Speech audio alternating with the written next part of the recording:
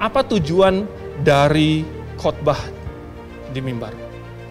Bukan sekedar mengajarkan budi pekerti tentang, oh kamu harus jujur ya, oh kamu jangan berjudi ya, oh kamu jangan berzinah ya.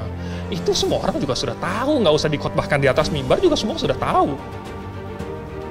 Tujuan dari khotbah adalah membukakan firman Tuhan, lalu kemudian dari situ memperkenalkan nih Tuhan itu kayak gini.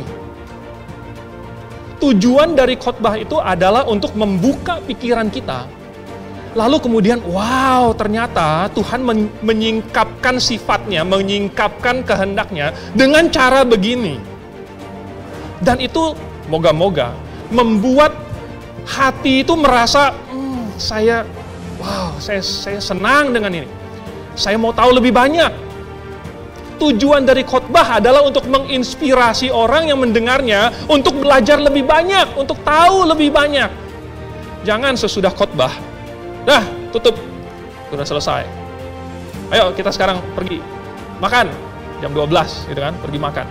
Lalu sesudah makan ditanya lagi tadi khotbahnya apa? Itu apa? Main papan catur itu. Itu apa? Tongkat estafetnya. Yang diingat cuman yang lucu-lucunya, apa gunanya?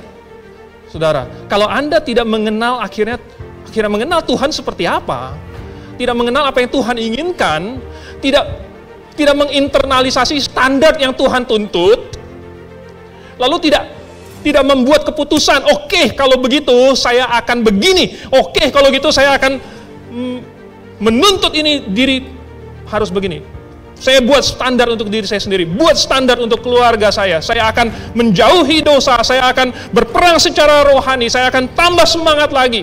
Kalau tidak ada hal-hal seperti itu, maka mendengarkan khotbah itu sebenarnya nggak ada gunanya. Mendingan kita panggil si Mongol itu untuk stand up di sini. Ya. Mendingan kita pakai lawak, mendingan kita pakai artis. Tetapi bukan itu tujuan dari khotbah. Khotbah itu adalah untuk mengubah pikiran kita.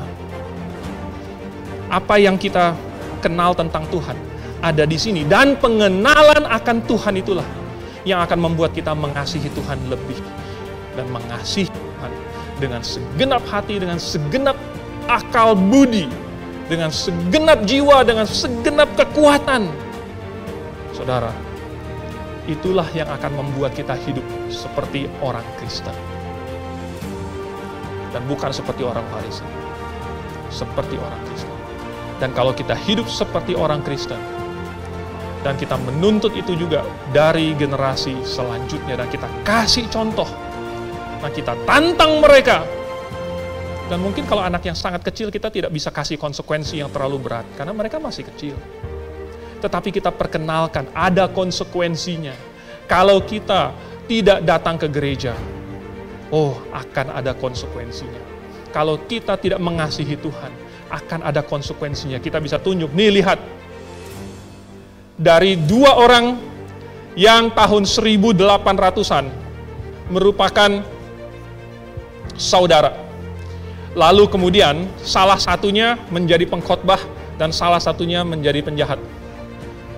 Dilihat sesudah 150 tahun apa yang terjadi dengan keturunan mereka. Yang menjadi penjahat itu, keturunannya jadi penjahat juga, mabuk-mabukan, masuk penjara, dan lain sebagainya. Yang menjadi pengkhotbah, keturunannya ada yang menjadi presiden Amerika Serikat. Lihat bahwa pilihan kita ada konsekuensinya. Ini tantangan. Ini tantangan. Dan apa pilihan yang akan kita buat? Buat diri kita sendiri. Dan nanti generasi yang selanjutnya mereka harus buat untuk diri mereka sendiri.